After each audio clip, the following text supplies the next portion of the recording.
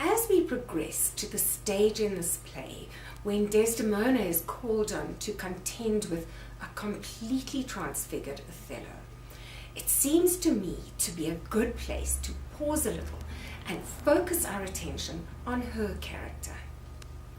In itself, this is no easy task because we are not given a huge amount to go on.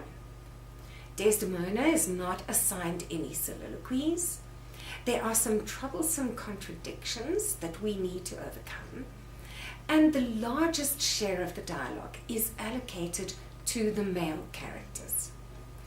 Nevertheless, let us tackle an investigation of who Desdemona is based on the information that we do have. We know that she has been born into the wealthy upper class of Venetian society. So she would have received a good education and have all the requisite womanly accomplishments like drawing, sewing, singing, and playing a musical instrument. Othello says that she is fair, feeds well, loves company, is free of speech, sings, plays, and dances well. So we can conclude that she was quite at home in the social milieu of Venice. She has no mother and seems to have assumed the responsibilities of running her father's household for him. We are told she has rejected several suitors, so we can deduce that she is not a very young girl, as Juliet quite probably was, but she is clearly still of marriageable age, so very likely not yet 20.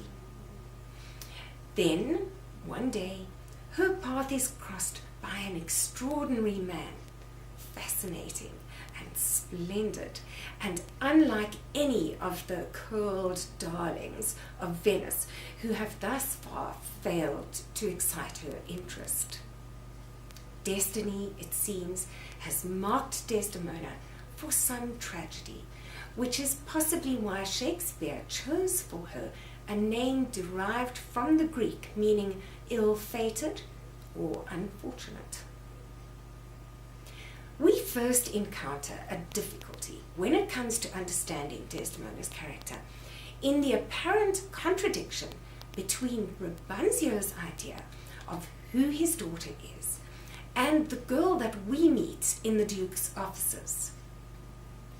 Brabantio describes her as a maiden never bold, of spirit so still and quiet that her motion blushed at herself. We are given the impression here of an extremely reserved, innocent girl. Moreover, Brabantio is so sure of her nature that he attributes her rebellion to witchcraft. Yet, when Desdemona is called on to account for her elopement, she certainly doesn't come across as the shy little ingenue that Brabantio has portrayed to us. She is composed and unashamed and manages to be firm with her father while still conveying a sense of how much she loves him. Clearly, there is more to her than meets the eye. How do we account for Brabantio's sense of who his daughter is then? Is he wrong or merely exaggerating? To an extent, one could sympathize with a man who suddenly discovers that his daughter has married someone so very unusual. But one's sympathy is somewhat overshadowed by Brabantio's apparent inability to concede Othello's worthy qualities as well. Could a man so blind to the goodness of Othello not also be blind to the romantic awakening taking place in his daughter? Desdemona certainly understood the narrow-mindedness of her father, or why would she have taken the drastic step of conspiring against him in an elopement? Indeed, there are critics who have condemned Desdemona for having done such a thing and have used this action of hers to qualify her goodness just as her father suggests when he says to Othello, she has deceived her father and made thee. Here one needs to take into account the bitterness of an old man betrayed, whose final act of jealous spite is to inject a venomous doubt into their happiness.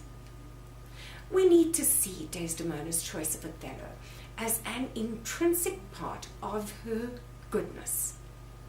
She is able to overcome all the stereotypes embedded in her father's concept of race and see only the man and all those excellent qualities which he embodies. She says, I saw Othello's visage in his mind. In A.C. Bradley's words, when her soul came in sight of the noblest soul on earth, she made nothing of the shrinking of her senses, but followed her soul until her senses took part with it and loved him with the love which was her doom. Suddenly, Desdemona's choice of Othello doesn't seem inconsistent at all. It seems perfectly natural that someone infinitely good should recognize a man thoroughly admirable and marry him. It is a judgment on us that we may find her choice reprehensible. Here I want to briefly touch on another criticism that is sometimes leveled at Desdemona, that she was in a sense mistaken in her love of Othello, that she was seduced by his stories about his past and became infatuated with a kind of romantic illusion. I'm inclined to mistrust this interpretation, as it smacks to me of an inclination to require a reason for Desdemona's relationship with Othello other than that she loved him. This is simply another version of Brabantio's accusations of witchcraft. Desdemona is not entirely naive. Othello is not the only man who has courted her, and she certainly has no hesitation in repudiating the attentions of Rodrigo.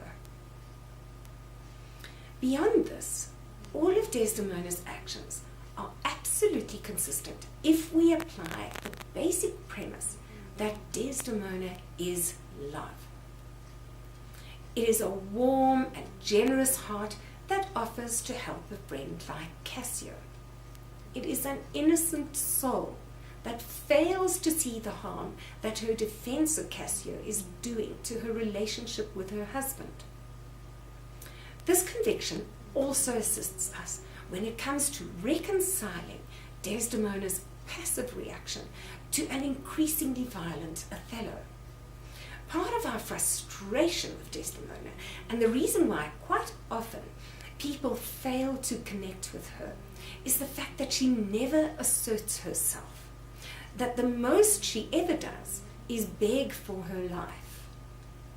Yet clearly this was Shakespeare's plan, to present to us an example of absolute beauty and purity. After all, only someone infinitely loving could return accusations with self-blame, insults with bewilderment, public humiliation with "I have not deserved this," and ultimately death with forgiveness. Remember, Desdemona did not marry Othello because she was taking a moral stand on some issue of principle. We cannot attribute to her the function of some agent of social reform. It is not in her to challenge Othello, make demands for justice, and insist on an explanation for his changed behavior towards her that would probably have completely foiled Iago's plans. That is more in line with Emilia's character, not hers. She is there because she loves Othello, and this she continues to do right until the end. trust Shakespeare to know what he was doing with Desdemona. Anyone less good would have made Othello's brutality towards her more forgivable, his downfall less absolute, and the tragedy of his blunder less poignant.